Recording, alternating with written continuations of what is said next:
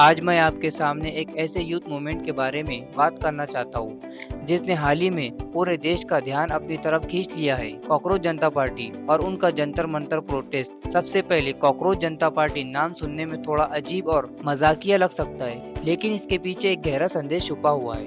कुछ समय पहले सुप्रीम कोर्ट के चीफ जस्टिस जस्टिस सूर्यकांत की एक कॉकरोच वाली टिप्पणी को लेकर काफी विवाद हुआ। कई युवाओं ने इस टिप्पणी को अपने संघर्ष, बेरोजगारी और सिस्टम से जुड़ी परेशानियों से जोड़कर देखा, लेकिन उन्होंने इसे अपमान की तरह लेने की बजाय अपनी पहचान प्रोटेस्ट का प्रतीक बना दिया।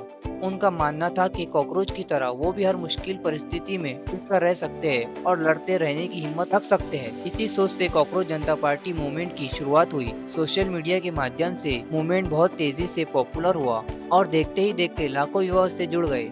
ये सिर्फ एक ऑनलाइन ट्रेंड नहीं रहा, बल्कि यूथ की आवाज बन गई। 6 जून 2026 को दिल्ली के जंतर मंतर में कॉकरोच जनता पार्टी का पहला बड़ा प्रोटेस्ट आयोजित किया गया। देश के अलग अलग राज्यों से स्टूडेंट, जॉब एस्पिरेंट और यंग प्रोफेशनल इस प्रोटेस्ट में शामिल हुए। सभी का उद्देश्य था अपनी समस्याओं को सरकार तक पहुंचाना और एजुकेशन सिस्टम में सुधार की मांग करना। इस प्रोटेस्ट की सबसे बड़ी डिमांड थी एजुकेशन मिनिस्टर धर्मेंद्र प्रधान अपने पद से इस्तीफा दे। प्रोटेस्टर का कहना था कि exam paper leak, recruitment irregularity, result delay और एजुकेशन सिस्टम में लगातार सामने आ रही समस्याओं के लिए जिम्मेदारी तो होनी चाहिए। उन्होंने एजुकेशन सिस्टम में ट्रांसपेरेंसी, अकाउंटेबिलिटी और रिफॉर्म की मांग उठाई। इस प्रोटेस्ट की एक खास बात ये थी कि लोगों ने इस प्रोटेस्ट में पूरी तरह शांति बनाए रखे।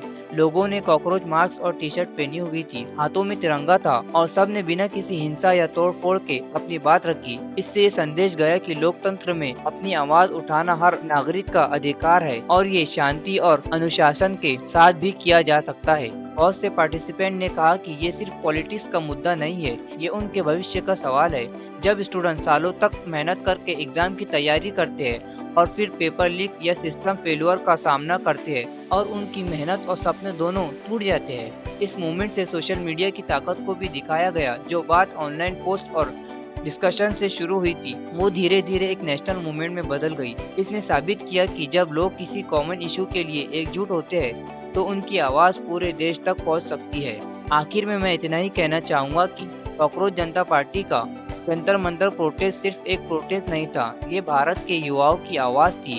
एक ऐसी आवाज़ जो फेयर अपॉर्चुनिटीज़, ट्रांसपेरेंट एग्जामिनेशन, बेहतर एजुकेशन सिस्टम और अपने भविष्य के लिए इंसाफ चाहती है। चाहे कोई इस मूवमेंट से सहमत हो या ना हो, लेकिन इसने एक ज़रूरी सवाल उठाया है कि हम अपने युवाओं को वो मौका और सिस्टम दे पा रहे हैं जिसके वो हकदार है।